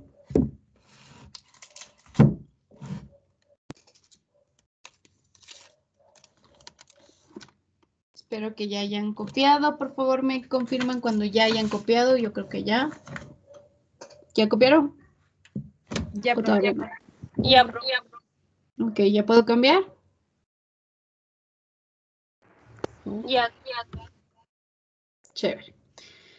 Entonces vamos a revisar ahora el porcentaje en masa. Estamos en la diapositiva del porcentaje en masa. ¿Sí la están revisando? ¿Sí la están viendo? Sí. Les voy a pedir que copien las fórmulas para que luego pues no se les olvide. Mientras yo les voy contando la parte teórica. Entonces, como les decía, hay muchas formas de representar la concentración del soluto en una solución. Este tipo de, bueno, esta forma, que es el porcentaje en masa, o también masa, que también se lo conoce, pues se va a utilizar principalmente cuando el soluto es sólido y se disuelve en un disolvente líquido. Es decir, soluto sólido, disolvente líquido. Este método o la notación de este método nos indica que por cada 100 gramos de solución vamos a tener un cierto porcentaje en gramos de soluto, como ya les había dicho, ¿no? Así que esto de gramos de soluto por 100 gramos de solución, pues se puede aplicar en este caso a este porcentaje en masa. Cuando el disolvente es agua, que es por lo general, esto ocurre por lo general porque el agua es uno de los disolventes más comunes, se puede medir la cantidad especificada que nos den en gramos, se puede medir en litros. ¿Por qué? Porque se supone que 100 mililitros de agua equivaldrían a una masa de 100 gramos. Entonces ahí podemos hacer nuestros intercambios. Porque, les repito, ¿sí? Sí, repita, por favor. Ok. Que cuando el disolvente es agua, obviamente nos van a dar la medida, nos van a dar en litros o mililitros, porque estamos hablando de una sustancia líquida. Entonces, por ende, nos van a dar su volumen. Entonces, decía que cuando tenemos al agua, específicamente al agua, como disolvente, se puede esta medir en litros en lugar de gramos porque asumimos que 100 mililitros de agua equivaldrían a una masa de 100 gramos. ¿Estamos de acuerdo con eso? ¿Recuerdan la densidad del agua? ¿Uno qué? Un gramo. Un gramo sobre centímetro cúbico. Gramo sobre litro. 1 gramo sobre mililitro.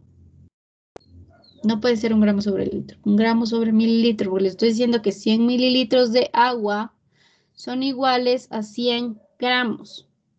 A ver, espérense, voy a cambiar de diapositiva un ratito. A ver, les estoy diciendo que 100 mililitros de agua van a equivaler a 100 gramos de agua. ¿Cómo podemos explicar eso?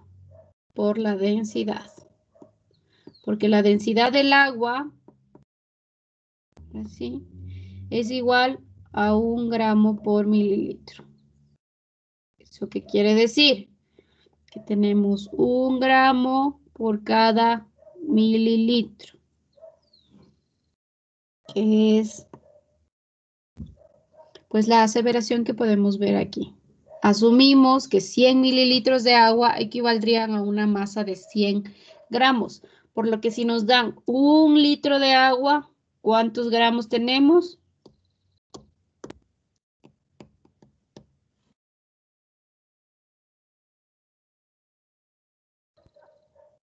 ¿Alguien que me responda a esto? 1000 gramos. 1000 gramos. 1000 gramos. Porque en 1 litro hay 1000 mililitros.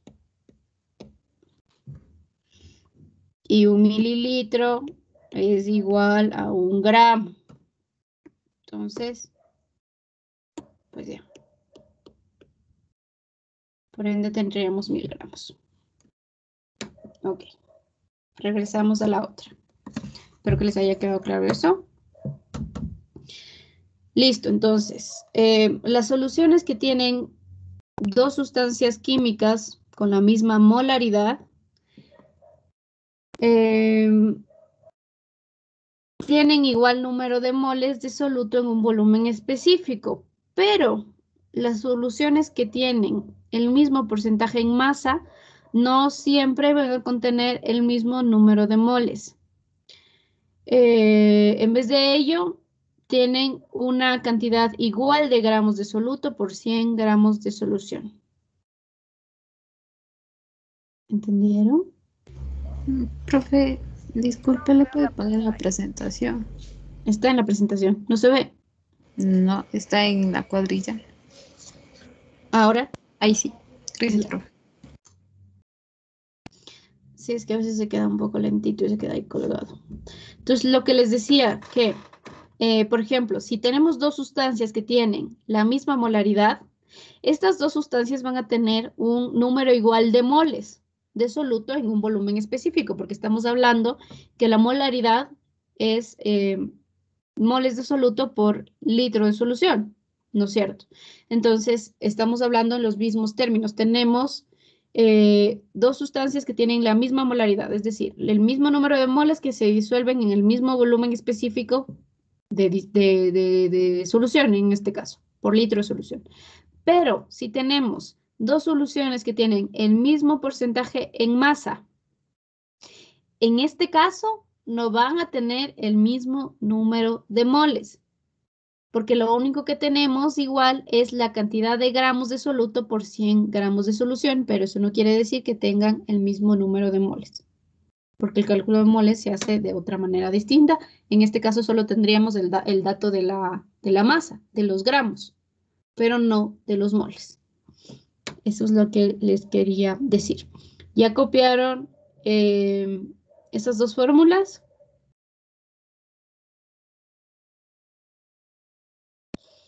Entonces, para medir el porcentaje en masa, utilizamos esta fórmula porque el porcentaje en masa va a ser igual a la masa del soluto sobre la masa total de la solución, y todo esto por el 100%, porque estamos hablando de un porcentaje y tenemos que expresarla en porcentaje. Ahora, cuando tenemos masas en gramos o todo tenemos en gramos, pues básicamente esto va a ser igual a gramos de soluto sobre gramos de soluto más gramos de disolvente por el 100%. Y esto es simplemente la de abajo, es una derivación de la fórmula de arriba, porque la masa, si es que se mide, ay, miren qué chévere, si puedo rayar. Ok, la masa del soluto se puede medir en gramos. Entonces, por ende, tendremos gramos de soluto sobre masa total de la solución, y la masa total de la solución va a ser igual a los gramos del soluto más los gramos de disolvente. Estamos hablando de la masa de la solución y no del disolvente. Entonces, tendríamos la sumatoria del soluto más del disolvente, y todo esto multiplicado por 100. ¿Ya copiaron la fórmula ahora sí? ¿Ya puedo pasar? Sí, profe. Listo. Ya mismo se nos va la hora, pero ya mismo terminamos. Ahora tenemos otro tema que son las concentraciones de soluciones muy diluidas. Entonces, cuando hablamos de concentraciones muy diluidas, estamos hablando de partes por millón o de hecho partes por billón. Y las partes por millón se colocan o se escriben usualmente así, ppm. Y las partes por billón, lo voy a escribir partes por billón, se las representa muy parecido, solo que con la B al final. Partes por billón, ppb.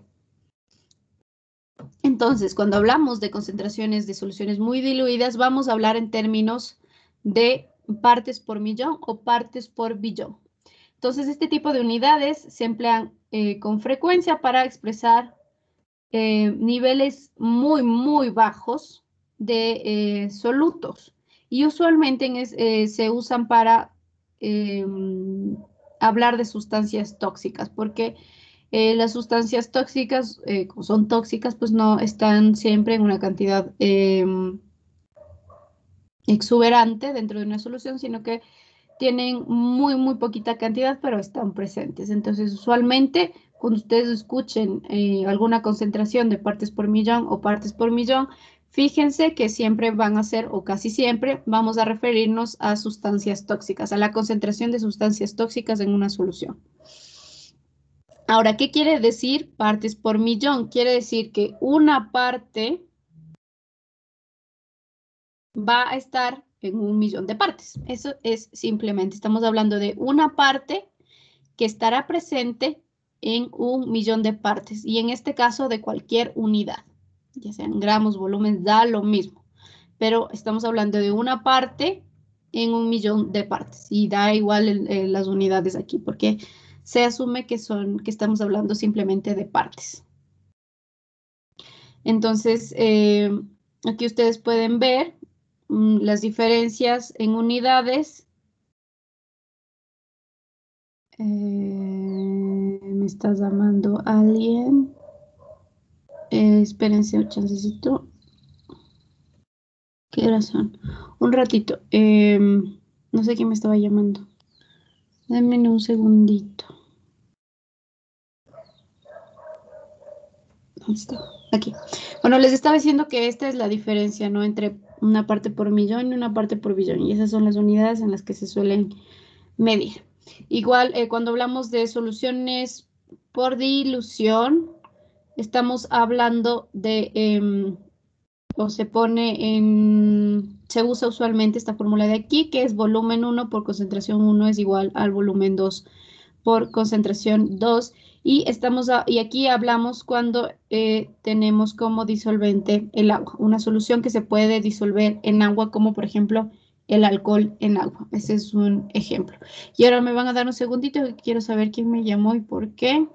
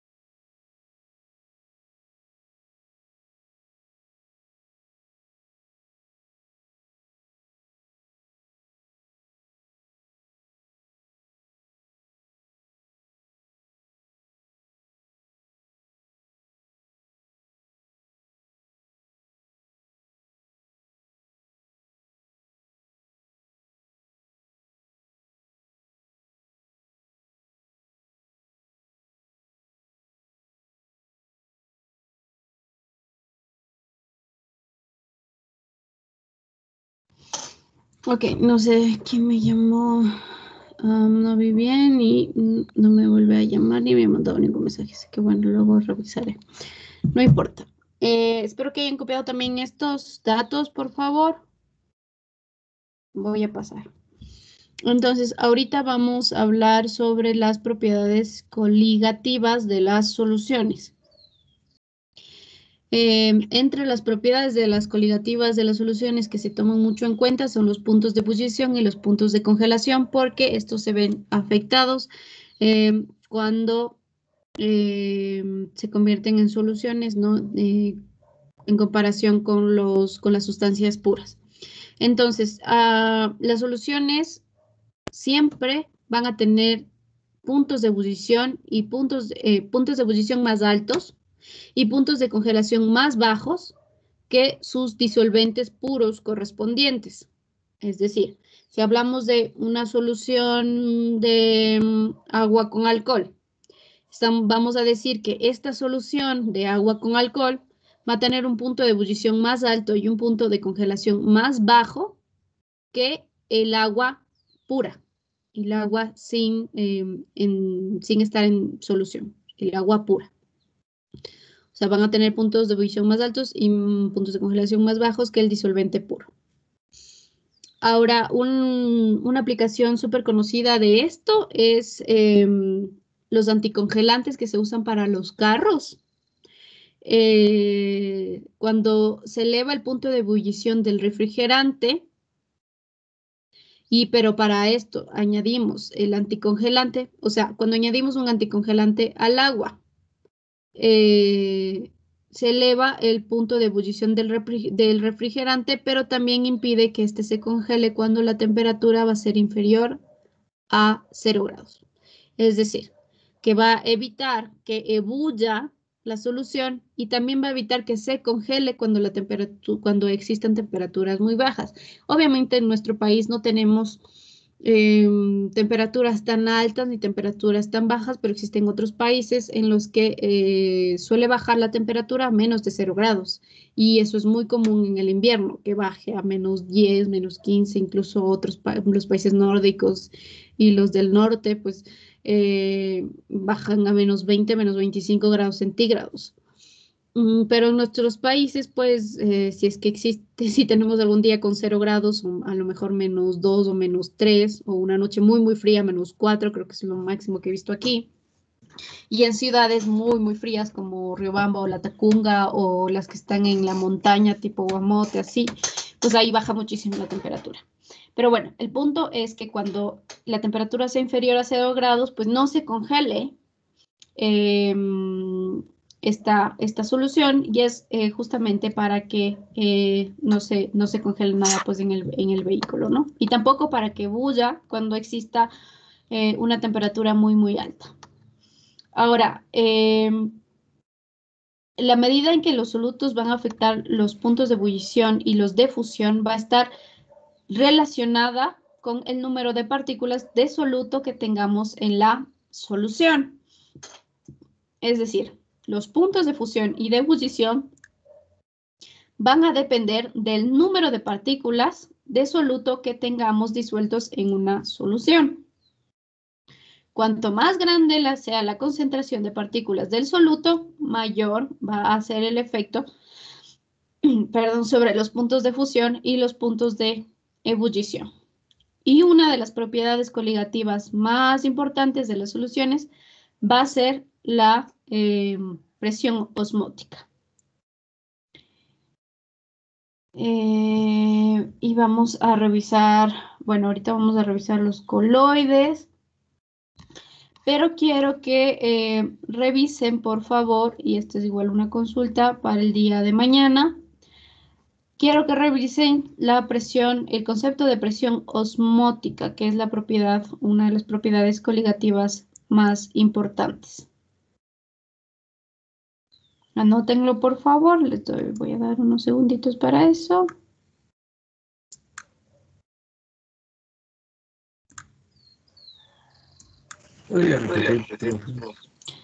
Presión osmótica, concepto de la presión osmótica.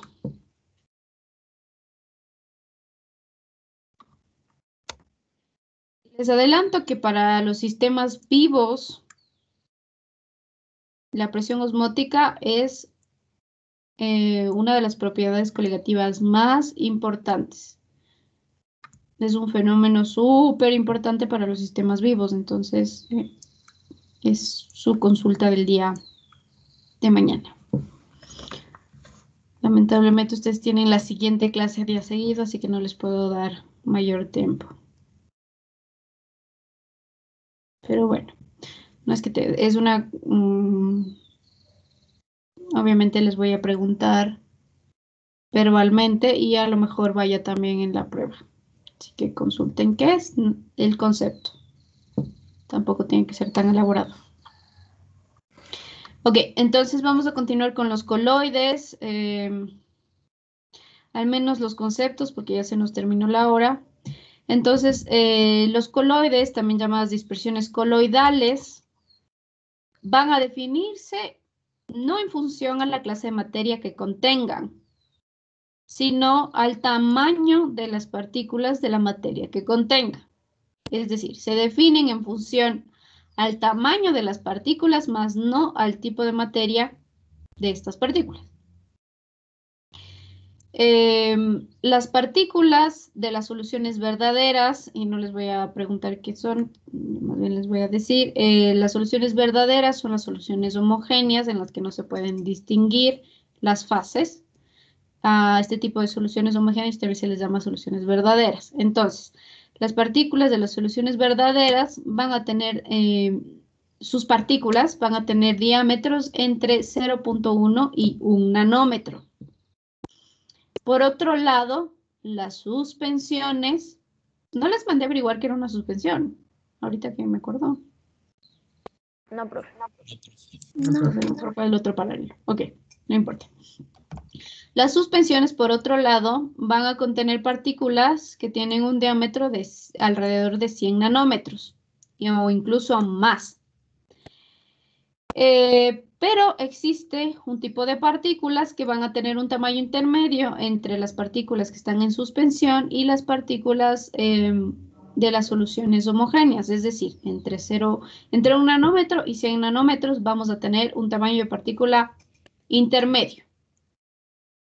Entonces, este tipo de partículas de tamaño intermedio que van a estar disueltas en una solución van a describirse, las soluciones que tengan este tipo de partículas van a describirse como soluciones coloidales o como coloides o dispersiones coloidales.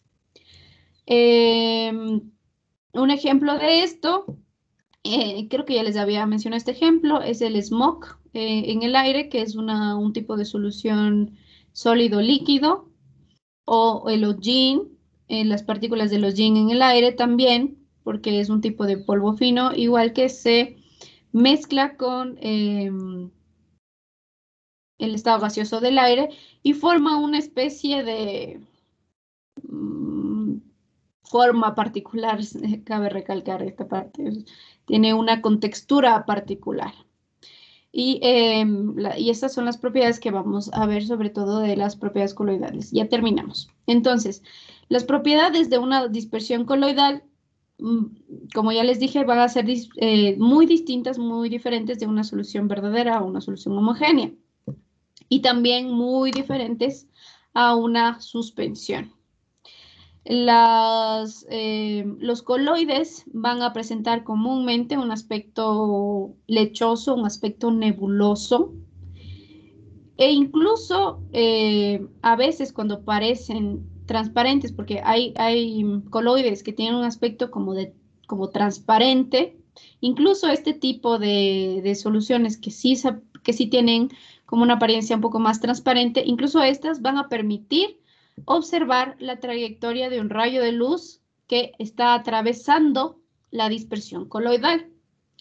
Este es un tipo de efecto que se lo conoce como el efecto Tyndall, y este efecto es aquel en el que se puede dispersar o reflejar la luz, o sea que una dispersión coloidal puede dispersar y reflejar la luz. Pero este efecto, por ejemplo, no lo podemos observar en soluciones verdaderas, soluciones homogéneas, porque las soluciones homogéneas no pueden dispersar ni reflejar la luz, mientras que los coloides sí pueden. Propiedad característica de los coloides. Existen 8 tipos de coloides diferentes que no los vamos a ver hoy porque ya terminamos, porque ya se nos acaba la clase. Pero bueno, 2 ejemplos son las emulsiones y las espumas. Ok, entonces básicamente sería esto. Ahora, ¿por qué reflejan y dispersan la luz? ¿Y por qué se da este efecto Tyndall? Porque las partículas que están disueltas, digámoslo así, en las soluciones, en estas soluciones, van a ser lo bastante grandes como para dispersar y reflejar la luz hacia los lados. Por eso se da este efecto Tyndall de dispersar y reflejar la luz. Listo, creo que eso sería todo por hoy porque ya se nos acabó la clase. Sí. ¿Cómo dijo que se llamaba el efecto de reflejar y dispersar la luz? Efecto Tyndall. ¿No lo están viendo en las diapositivas? No, de soluciones. A ver, ahí. Efecto Tyndall. Ahí está. Disculpen, no sé por qué no, a veces no pasa la diapositiva no se pasa, o sea, yo paso, pero no se pasa en lo que estoy compartiendo en la pantalla. Entonces ahí pueden ver, ese es el efecto Tyndall, ¿no? Con Y. Listo. Bueno, mañana, si tienen alguna pregunta, la resolvemos en la primera hora. Y también vamos a resolver ejercicios correspondientes a la masa, bueno, los tipos de concentraciones, los varios tipos de concentraciones de soluto en el disolvente que podemos tener, ¿no? Ejercicios en torno a eso. Y pues en la segunda hora ya tendremos la prueba de la parte teórica y seguramente también de un par de ejercicios. Así que chicos, estudien, la prueba no va a ser en el aula virtual, va a ser como la hicimos, como la última prueba que hicimos. Y les doy un tiempo determinado para hacerlo y ustedes lo pueden subir como tarea al aula. Eso sería todo, chicos. Nos vemos el día de mañana. Si es que no hay alguna novedad que quieran comentarme, dejamos ahí la clase.